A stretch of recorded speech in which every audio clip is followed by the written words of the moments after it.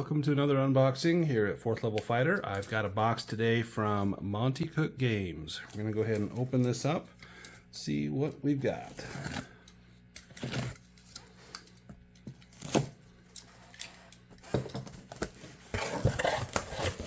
We've got a shirt. Let me take it out of the package so I can show you what it says. This shirt is only available to their asset team members, so those that run games for Monte Cook Games at conventions and game stores and stuff. So this shirt eases all my tasks. It's got the Cypher System logo. This is the player shirt. There's also a Game Master shirt, but they did not have my size, so I went for the player shirt. At some point, if they restock the size, I may get the other one. It just talks about GM intrusions, but I like this color better and this design better, so I'm happy with this shirt. What else do we have in the box? So you can see that they package everything really nicely. It's in bubble wrap, a nice sturdy box. I've never had any damage on a Monte Cook Games product. So firstly, we've got the Cypher System starter set. And sorry about the ring on here. That's a side effect of the little light that I'm using to film, just to make it brighter, but it glares, as you can see. I've got pretty much all the Cypher System stuff, but I didn't have the starter set. And so just for collecting and completionist sake, I wanted to go ahead and grab this. Let's take a look and see what's inside. I know there's some pre-gen characters. I believe there's XP cards, intrusion cards. I think there's dice, and then maybe some quick start rules, and I'm assuming there's some adventure. Yeah, 2 adventures, and then you can download one for free off their website. Let's go ahead and open this up and take a look and see what we've got inside here.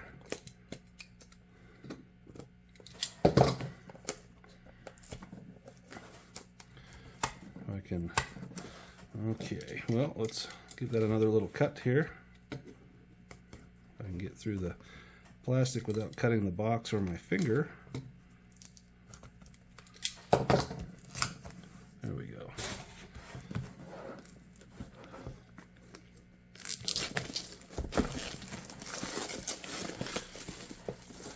Let's take a look. Boy, this is really on there. There we go. So the first thing I noticed, this is not like a typical starter set box that would slide off like a game box. This one, the end opens up and you can take the items out. So here's the XP deck, and looks like an intrusion deck right there. We've got some dice. This does not want to come out of here. So there's a lot of this looks like it's cardboard filler. We'll come back to that. There's this huge cardboard insert that kind of separates everything, and that's what's in the box. So let's take a look here. We got the player's book. Read this first. This is probably going to go over, I don't know if there's character creation. Oh, there must be, because they're going over all sorts of stuff here. There's character advancement, modifying and building characters. I don't know that there's, well, yeah, there's type, descriptor, and focus. It's got to be a pretty limited rule set there, but this should give you, if you want to do fantasy or science fiction or Old West or what have you, there should be information in here. It may be in the Game Master's book as well. This may be more of a setting book. It goes over how to run the game, which if you've never played, it's super easy, and it's a lot of fun. It's very narrative style. The Game Master doesn't roll any dice. I worried that this would be too simplistic for some of my players, but we absolutely loved it. This goes over ciphers, intrusions, some creatures, and 2 adventures in here. So let's just kind of flip through here. They've always got amazing art in these Monte Cook Games books. GM intrusions, that's how you give out experience points, is through intrusions, by making the situation a little more precarious. You give out 2 XP, excuse me, 2 XP. The player will keep 1 and then give 1 to an ally, and then you use that XP at the end of the game to basically raise your advancements, and once you've reached 4 advancements, you go up in tier, or basically level. You can also use an XP to re-roll the dice, or to do what's called a player intrusion, where you basically take a bad situation and make it a little easier on yourself. Here's just a brief sample of ciphers. There are hundreds of ciphers. Looks like this gives you about 12, 15 maybe. But ciphers are amazing single-use items that can turn the tide of an encounter or a battle, but they make it a lot of fun because it's like a super powered, one-shot thing that you can do, and a good game master will allow you to find a lot of these as well to kind of refill your cipher stock, which you can only hold usually 2 or 3 ciphers. The game is super easy to run. Every creature, like this zombie, so it's a level 3 creature, has 9 hit points. Usually you'll take the level and multiply it by 3, and that's the hit points. So this war droid is a 6, so it has 18 hit points. That 3 tells me everything I need to know.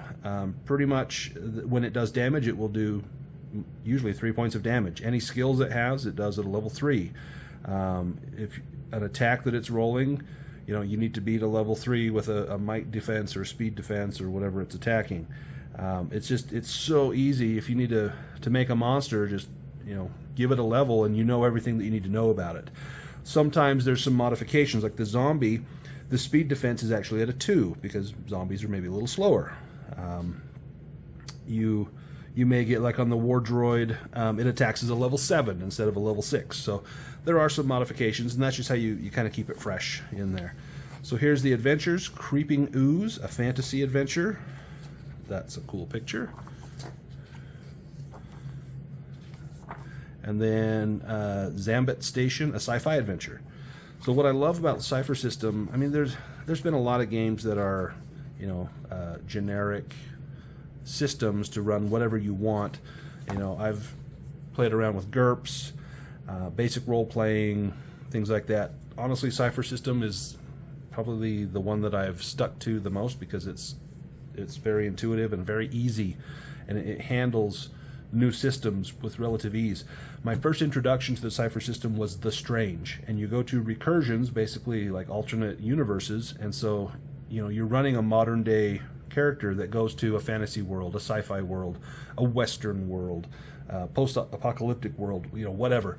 And so that really helped me to see exactly what the Cypher System can do with any genre. And so definitely recommend the Cypher System for beginners as well as experienced players. I think I started with my kids on the Cypher System when, gosh, they were probably like maybe 9 and 5 or 9 and 6, something like that. Here's a little cheat sheet that just shows you basically the modifications. I mean, this is everything you need to know to play the game. You have pools of stats, and you can spend those pools using what's called effort, and you can reduce the cost by using what's called edge. You can make your rolls easier using assets and skills and effort. And then here's your difficulty. If it's a difficulty 3, like that zombie, you need to beat a 9 on a d20, and you can make that 3 easier by, if you have an asset, then it goes down to a 2, and if you have a special skill, like, zombie killing, it goes down to a 1, and if you spend effort, it goes down to a 0, which means you don't even have to roll, and you just succeed. And so it's fun kind of managing those resources, like, do I need to spend a ton of points right now? It makes it very tense and exciting. You've got before you start, it just covers everything that's in the box, and then you got some sample characters. So, looks like a fantasy sort of character.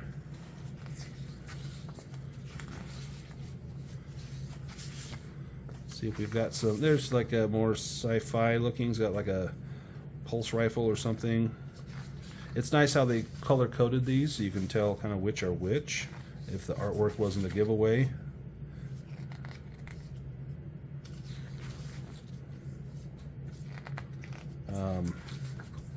The one downside to this is most of the Monte Cook products, when you buy them, it comes with the PDF, or you can buy the PDF separately. This did not have a PDF option, and I would have liked that for these pre-gens.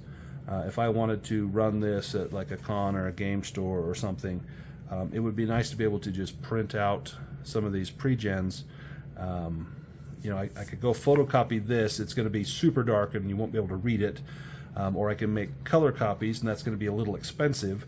What I would probably do, because I'm a cheapskate, is just transfer all of this over to a generic Cypher System character sheet that's low ink, and then I can save it and run off as many as I want.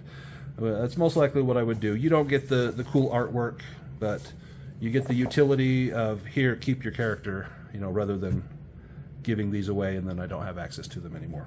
The cards are probably just your basic Cypher System type cards. I'm not going to open these up. There's going to be 10 cards or more that'll have 1 XP and probably 4 XP. And then these are GM Intrusion. If it's during a combat, you just draw a card or just come up with it on the fly. Or sometimes the adventures will specify. But you could, if you don't know what to do, just read the card. Is it during a combat, an interaction, or just a miscellaneous? And you can read what's on here, give them 2 experience points, and let them resolve that new situation. So anyway, this is what I got in the Cypher System starter set. One last product to take a look at, and that is the Glimmering Valley for Numenera. This, I think, was recently kickstarted, and I didn't pick it up at the Kickstarter, so I went ahead and bought it now. This is like a beginner's Numenera campaign. Even says perfect starting point for discovering the 9th world. It's a very easy entry into the 9th world. You basically start small and just slowly expand out from there. There's a lot of great tips in here for how to run, and again, this is just going to have stunning artwork. Even if you never ran anything in here, there's so much that would just inspire other adventures or other even other systems that you might do. Like they spare no expense on the artwork here.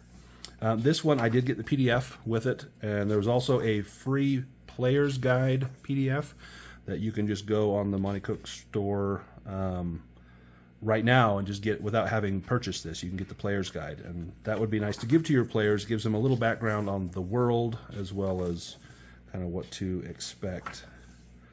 The ancient Kresh, the Rhombohedron, like what a cool name. You know, it is what it says, but you don't really see that in other dungeons or products.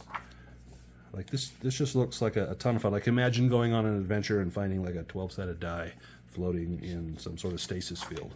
That's Numenera right there. Just kind of skim through. I don't want to show all the pages and reveal it all, but give you enough of a taste to see what's on here.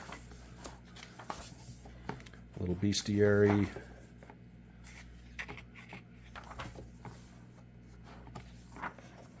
Then here's the player's guide. So this would be what you could get for free as a PDF, and it's only a couple of pages. So it's enough to kind of give you a little bit of a background on, you know, your place, this the village Neandrin, and kind of the area, and that's all you really need to know to start. You don't need to know all the lore of the 9th world. You don't need to know all of that stuff. There's so many books for Numenera, but you just don't need them. If you want to start a campaign, this is a perfect starting point. I want to thank you guys for watching, and let me know some comments. Have you played the Cypher System? Have you played Numenera or The Strange? Did you like my shirt? Let me know what you think, and we're going to have some Cypher System games on the channel here really quick. We have an Old Gods of Appalachia campaign that's kind of on hiatus, and we're going to bring it back. And so we will hopefully get an adventure in there sometime in the next couple of weeks. So check the channel for that, and hopefully we'll get a bit of a longer campaign going. There's going to be at least 2 players and possibly 3. At one point we had 3, but we'll see what we can do. So anyway, thank you for watching, and hope you enjoyed the video, and we'll see you again soon.